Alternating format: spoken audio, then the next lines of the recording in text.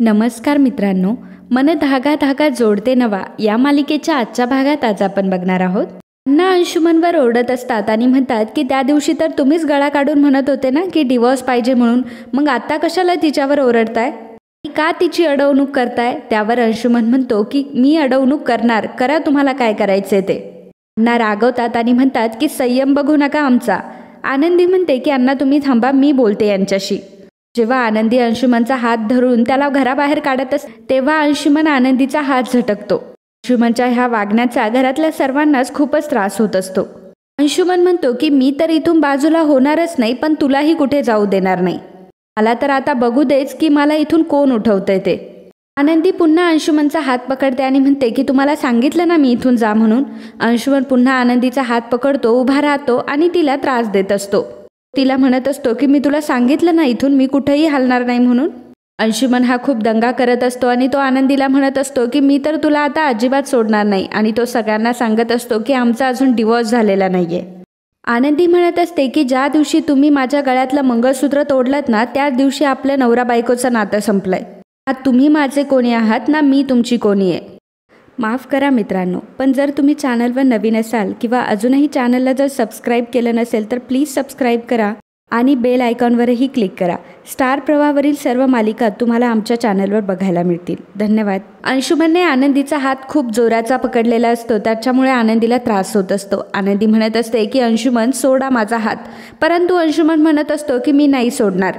अण्णामध्ये येतात. अण्णा अंशुमनला म्हणत असतात की अंशुमन राव सोडा तिचा हात, परंतु अंशुमन कसलाही विचार न करता अण्णांना बाजूला लोटून देतो. अण्णा खाली पडायलाच लागतात तेव्हा मनोज त्यांना सावरतो. आता मात्र मनोजला राग अनावर होतो. मनोज जातो आणि अंशुमनची कॉलर पकडतो आणि म्हणतो की आता अति झालंय हा तुझं. तू माझ्याच घरात येऊन माझ्या वडिलांवर हात उगारलास. अरे आता तुझी बाजू घ्यायला तरी तू जागा ठेवली आहेस का मला. लग्नाच्या आधी तुला नवीन घर घेण्यासाठी मी कर्ज घेतलं होतं आणि ज्याचे हप्ते अजूनही कष्ट करून भरतोय मी. आणि आता तू ज्या माणसावर हात उगारलास ना त्याने माझ्या नकळत तुला किती वेळा पैसे दिलेत. कारण माहितीये तुला, त्याला असं वाटलं की त्याचा जावई कर्तृत्ववान आहे, त्याच्या आयुष्यात काहीतरी करेल आणि त्याच्या मुलीला सुखी ठेवेल. पण तू काय केलंस, माती केली सगळ्यांची. आनंदी म्हणत असते की अंशुमन सोडा माझा हात, मला स्पर्धेला जायचंय. अंशुमन म्हणतो की मी नाही सोडणार. अंशुमन तिला म्हणत असतो की बघतोच आता मी की तू कशी स्पर्धेला जाते ते. मनोज म्हणत असतो की तिचा हात सोड. मनोज एका बाजूने अंशुमनला ओढत असतो आणि अंशुमनने आनंदीचा हात पकडलेला असतो. सर्वजण अगदी मध्ये येत असतात. लीनाही आनंदीचा हात सोडवत असते. मालती सुद्धा म्हणत असते की अंशुमन राव सोडा तिला स्पर्धेला जायचंय, परंतु अंशुमन आता हट्टाला पेटलेला असतो आणि तो आनंदीचा हात काय सोडत नसतो. आणि हातापायीमध्ये आनंदीचा फोनही खाली पडतो. लीना कशीबशी आनंदीला अंशुमनच्या तावडीतून सोडवते आणि तिला स्पर्धेसाठी तिथून घेऊन जात असते.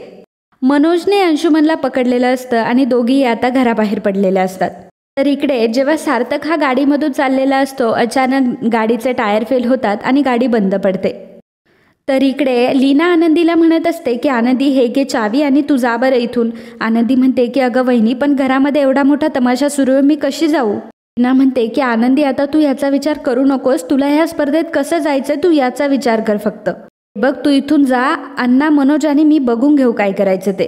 तू जा, नाही तर तुझी सगळी मेहनत, अण्णांच्या अपेक्षा सगळं काही जाईल ग. आनंदी म्हणत असते की वहिनी तू बघतीयस ना अंशुमन काय करतायत ते.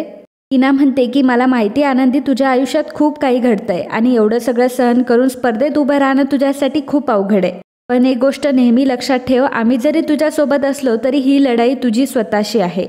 आणि हे जे काही घडतंय यातून जर तुला बाहेर पडायचं असेल तर ही स्पर्धा जिंकणं तुझ्यासाठी खूप महत्त्वाचं आहे आणि मला माहिती आहे की तू स्पर्धा जिंकणारच. आता आनंदीलाही खूप मोठा दिलासा भेटलेला असतो. आनंदी लगेचच गाडीची चावी घेते आणि गाडीवर स्पर्धेसाठी निघते. तर इकडे शकू ही बेनारेला म्हणत असते की आनंदीताई आली ना. बेनारे म्हणतात की कुठे अजून, त्या तर नाही आल्यात. शकू म्हणते की काय, आनंदीताईने तर मला इथेच यायला लावलं होतं.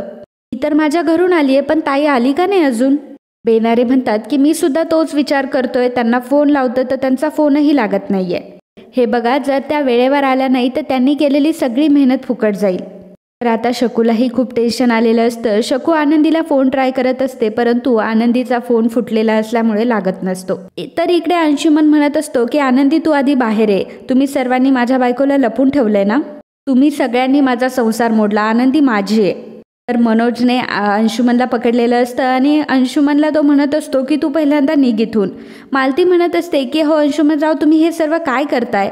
अंशुमन म्हणतो की वेड लागलंय मला, माझं अगदी डोकं फिरलंय, तुम्ही सगळ्यांनी माझी जिंदगी बर्बाद केली आहे. आज कितीतरी दिवस झाले की कामधामं सोडून नुसता तिच्या मागे फिरतोय मी. मालती म्हणते की अहो पण मग तुम्ही ओरडताय कशाला? अंशुमन म्हणतो की मग काय गाणं म्हणू? अण्णा म्हणतात की त्याची काहीही गरज नाहीये, आता तर तुला कोर्टातच घेईन आणि तिथे काय गायचं ते गा तुला. अंशुमन म्हणत असतो की आनंदीला बोलवा, मला आनंदीशी बोलायचंय. मालती म्हणते की अहो मग बोलायचे तर शांतपणे बोलू आपण, तुम्ही गाव कशाला गोळा करताय? अंशुमन म्हणतो की मी तर ओरडणारच आणि चौकात उभा राहून दवंडी देणार. मी तर इज्जतच काढली ना माझी, पोलीस स्टेशन दाखवलं, गुंडांकडून मारहाण केली मला, मग मी आता तुम्हाला का सुखाने जगून देऊ? मला जे जे लोक ओळखतात ना त्यांना भेटून मी सांगणार की तुम्ही मला फसवलंय.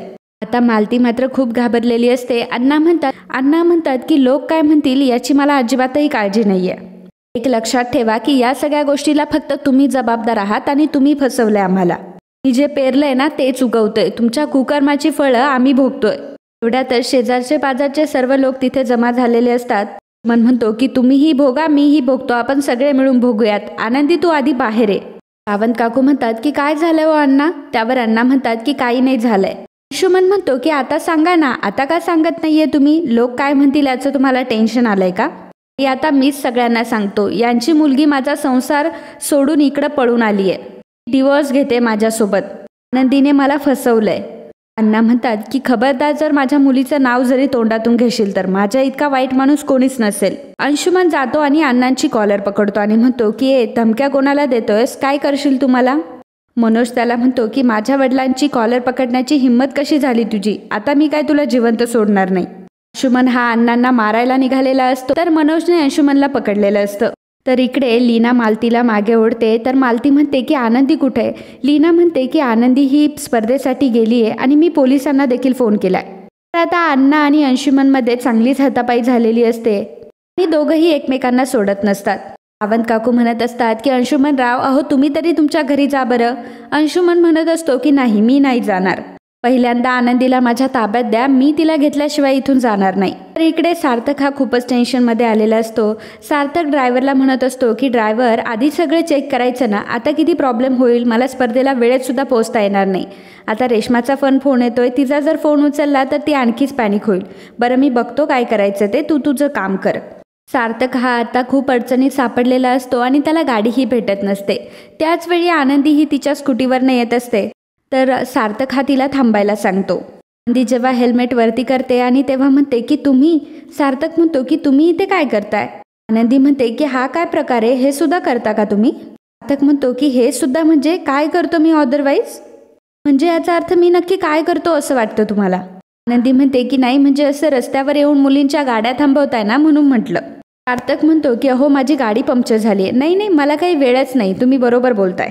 मी खूप फ्री असतो, रस्त्यावर जातो आणि मुलींच्या गाड्या थांबवतो.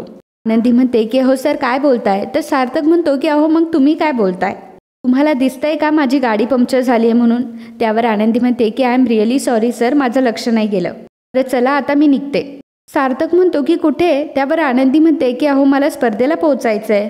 सार्थक म्हणतो की अरे बापरे, तुम्हाला स्पर्धेला पोहोचायचंय? नाही मला तर ह्या रस्त्यावरच्या खड्ड्यांचा सर्वे करायचा आज.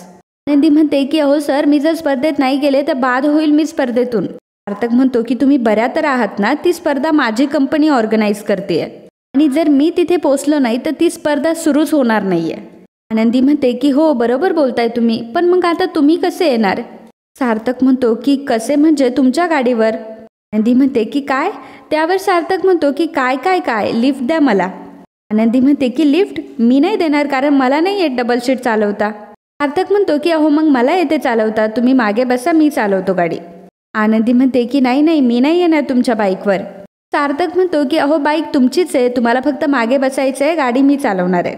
आनंदी म्हणते की अहो पण सर मला नाही यायचं तुमच्यासोबत डबल सीट. सार्थक म्हणतो की ठीक आहे, तुम्हाला नाही यायचं आहे ना माझ्यासोबत डबल सीट, एक काम करा, गाडी द्या मला आणि तुम्ही पायी या.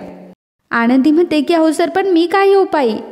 तर सार्थक म्हणत असतो की अहो मग आपण दोघं डबल सीट जाऊ शकतो ना, मी चालवतो गाडी, तुम्ही माझ्या मागे बसा.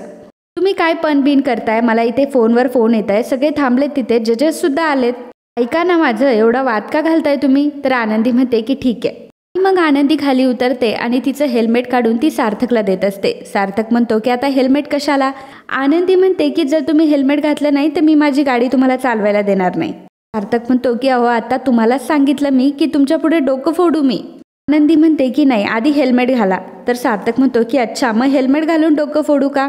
आनंदी म्हणते की मी वाहतुकीचा नियम मोडत नाही, मला तर आता हेल्मेटच घालावं लागेल. आणि शेवटी सार्थकही तिच्यासमोर माघार घेतो आणि हेल्मेट घालून घेतो. सार्थक हा गाडीवरच बसलेला असतो आणि आनंदी हेल्मेट काढण्यासाठी सीट वरती करते. त्यामुळे सार्थक सुद्धा वरती उचलला जातो. त्यामुळे सार्थक विचारतो की अहो हे काय करताय तुम्ही.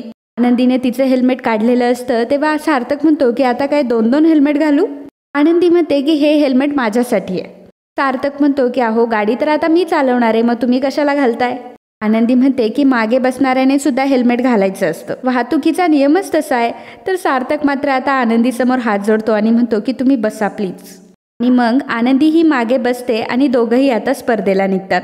इकडे केदार हा रेश्माला म्हणत असतो की अगं सार्थक कुठे, अजून त्याचा तपास नाहीये. रेश्मा म्हणते की हा मुलगा काय इतका लेट करतोय, बेनारे कुठे. तर बेनारे हे शकूला विचारत असतात की हो आनंदी कुठे. तर शकू म्हणत असते की अहो मला खरंच नाही माहिती ती कुठे कुठे अडकली काय माहिती. रेश्मा म्हणते की अहो बेनारे तुम्ही हिच्याशी गप्पा काय मारत बसले तिथे. ते म्हणतात की काय आहे मॅडम, अजून एक स्पर्धक आला नाहीये ना. तर रेश्मा म्हणते की आय नो आनंदी वर्तक. अहो पण तुमचे साहेब अजून इथे पोहोचले नाहीये त्याचं काय, आणि माझा फोन सुद्धा उचलत नाहीये ते. बेनारे म्हणतो की त्यांच्या ड्रायव्हरचा मला फोन आला होता की गाडी खराब झाली आहे वाटतं, पण ते कोणाकडून तरी लिफ्ट घेऊन निघालेत, येतीलच इतक्यात. रेश्मा म्हणते की थँक गॉड, आता तुम्ही इथे टाइमपास काय करत बसला, हिच्यासमोर कामाला लागा. रेश्मा तिथून निघून गेल्यावर शकू बेनारेला म्हणतात की यांचं तोंड नेहमी असंच असतं का, जेव्हा पाहावं तेव्हा नुसत्या वचकतच राहतात. बेनारे म्हणतात की त्यांच्या वाकड्या तोंडाचं टेन्शन तुम्ही नका घेऊ, तुम्ही तुमचं बघा. अहो जर आनंदी वर्तक जर वेळेवर आल्या नाही तर त्यांना स्पर्धेतून बाद केलं जाईल, आणि त्या आल्यावर त्या काय डायरेक्ट स्टेजवर नाही जाणार, त्यांची काहीतरी तयारी करावं लागेल. शकू सुद्धा आनंदीला फोन ट्राय करत असते परंतु आनंदीचा फोन हा लागत नसतो. तर इकडे अंशुमन हा मनोजला म्हणत असतो की आतापर्यंत तर तू माझ्या बाजूने होतास ना, मग काय झालं आता तू पलटलास का. बहीण पैसे देणार होती वाटतं. अरे काही मिळणार नाही तुला, ठेंगा मिळेल ठेंगा. आणि तुला काय वाटलं आनंदी ही स्पर्धा जिंकेल आणि तू पैशांवर हात मारशील. अरे पण आता तसं काहीच होणार नाही, तुम्ही आनंदीला आतमध्ये लपवून ठेवलंय आणि स्पर्धा तर आता सुरू झाली आहे. बघ आता तुला काहीच मिळणार नाही, बहिणीच्या जीवावर जगायचं होतं ना तुला. मनोजला मात्र आता राग आलेला असतो आणि तो डायरेक्टली अंशुमनचा गळाच पकडतो आणि म्हणतो की आता तर तुझा मी जीवच घेऊन टाकेल. अण्णा मनोजपासून त्याला सोडवत असतात तितक्यातच पोलीस येतात आणि म्हणतात की काय चाललंय काय इकडे. अण्णा म्हणतात की अहो दारू पिऊन आलाय हा माणूस आणि आमच्या घरात तमाशे करतोय. अंशुमन म्हणतो की स्वतःच्या जावयाला पोलिसांमध्ये स्वाधीन करताना तुम्हाला लाज वाटत नाही का. पोलीस त्याला गप्प करतात आणि म्हणतात की तू निघ इथून पहिल्यांदा. पोलीस हे अंशुमनला घेऊन जात असतात. अंशुमन म्हणत असतो की पण मी तुम्हाला सोडणार नाही, या सगळ्या गोष्टींचा मी बदला घेऊनच राहील. आणि पोलीस अंशुमनला घेऊन तिथून निघून जातात. तर इकडे सगळेजण काळजीत असतात. तर मालती म्हणत असते की देवा अरे हे सर्व काय होऊन बसलंय.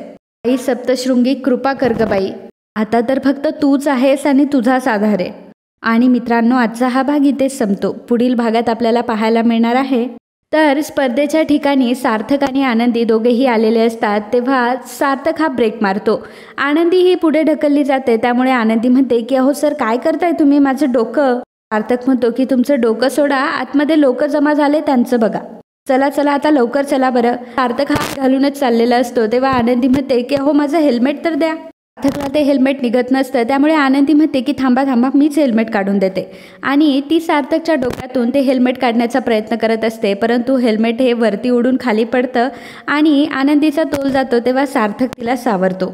सार्थक आणि आनंदी दोघंही एकमेकांकडे बघत असतात. तर मात्र बाकीचे कंटेस्टंट हे दोघांचेही फोटोज काढत असतात आणि व्हिडिओ बनवत असतात. तर मित्रांनो असेच मन धागा धागा जोडते नवा या मालिकेचे लेटेस्ट अपडेट बघण्यासाठी आत्ताच आपल्या चॅनलला सबस्क्राईब करा. आणि आजचा हा भाग तुम्हाला आवडला असेल तर व्हिडिओला लाईक आणि कमेंट करायला अजिबात विसरू नका. धन्यवाद.